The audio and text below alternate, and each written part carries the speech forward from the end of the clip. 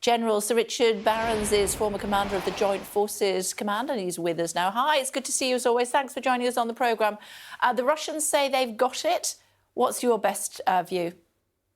So the Russians have taken the last high-rise residential building in the west of Bakhmut, so they control the city centre, but the Ukrainian forces are on the high ground north and south of the city and still have a road leading into Bakhmut. So to all intents and purposes, it's fallen to Russia, but the Ukraine military still have some control over the area of the city. So much life lost on both sides fighting for this city. Why is it so important? Well, originally it was important to the Russians because they thought if they took Bakhmut, then they would be able to open up and seize the rest of the Donetsk region. And one of the outcomes of this battle so far is that's clearly not happened, but it's become this iconic battle between the two sides where they have just thrown thousands of people into the fight. And the net result is it's essentially a draw, but the losses on both sides are phenomenal. And the key thing that's come out of this is the Wagner Group is now coming out of the fight, at least for a while. It's been broken by Bakhmut. Lost so many soldiers, haven't they, during this fighting? What happens next as far as Russia is concerned? And we're still waiting for this spring offensive from the other side. Yeah, so that absolutely is the key. So Russia knows that Ukraine is about to mount an offensive. They may suspect they know where, but it isn't clear to anybody else right now. And what was interesting about the battle for Bakhmut in the closing stages is that Russia had to move precious reserves of people and ammunition to stop the Ukraine movement to the north and south of the city. So that will have handicapped their preparations for the offensive. But the next big thing will be, whenever it comes, the Ukraine offensive.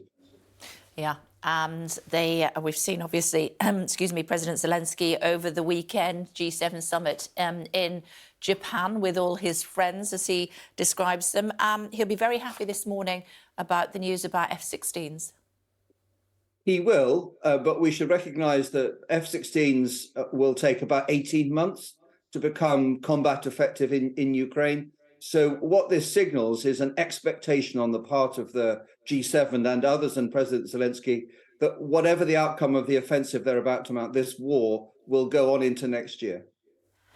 Oh, my goodness. That's not something that any side wants to hear, I'm sure. What difference will the F-16s make, Zelensky promising not to use them on Russian soil? So it's a very complex fourth-generation aircraft. It will give Ukraine a decisive advantage over the Russian Air Force and indeed Russian ground forces if they get to the right threshold of capability and have the family of ammunition that make the aircraft so effective. So it would turn the battle in the skies in favor of Ukraine when Ukraine has enough of the aircraft, enough competence with it, and enough of the family of missiles that make it a really effective weapon. What's wrong with the Ukrainian Air Force? There's not much wrong with it. It's certainly full of spirit, but its aircraft are mostly Russian aircraft and therefore well known to the Russians. So they've not been able to throw the Russian Air Force out of the skies everywhere, and they've relied very heavily on their ground air defenses. F-16s will give them the ability to take Ukraine air power over Russian forces in Ukraine. That will be a game changer. Which other countries do you think will send fighter jets?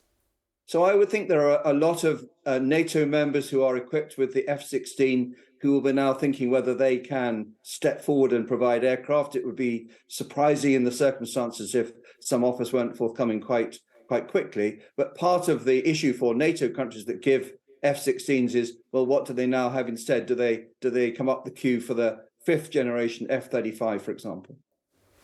If NATO-owned aircraft are used by the Ukrainians, does that mean NATO has entered this conflict?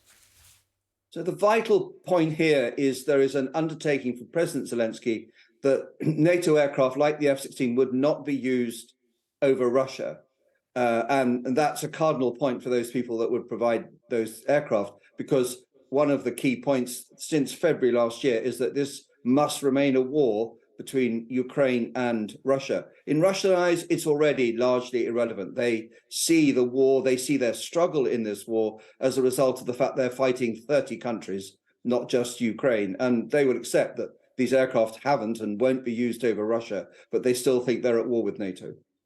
What if an F-16 hits a target, even by accident, on Russian soil? What happens then? Well, I think if it's a one-off incident, both sides will want to talk it down, because we should recognize that Russia absolutely knows that strategically it cannot take on an angry and mobilized NATO. And such is the state of the Russian army right now that 95% of it is focused on Ukraine. So Russia has no interest in this becoming a war with NATO because it's bound to lose. But on the other hand, other NATO countries, they don't want a war with Russia either because of the effects on their economy and their security. So, but everyone has an interest in this war being territorially defined to Ukraine, at least for now. President Zelensky started off by just receiving a few helmets from the Germans. Now he's got F-16s. With these persuasive powers, why is he not involved in peace negotiations? I think the honest truth of this is, in this war, neither side have run out of the will to fight. Neither side has won, neither side has lost, neither side feels they need to give up yet. So there's no scope for peace talks whilst people think they can achieve their objective by fighting. And that is currently the case with both sides. Can they achieve their objectives by fighting? Do you think so? So I think we'll find over the course of this summer and into the winter that it becomes increasingly clear to both sides that changing the size and shape of the current front line becomes very difficult, very costly, and maybe the attitudes will change when people feel they can't win by fighting. But we're a really, really long way from that right now. OK, it's always good to have your expertise on the programme. Thank you. Thank you.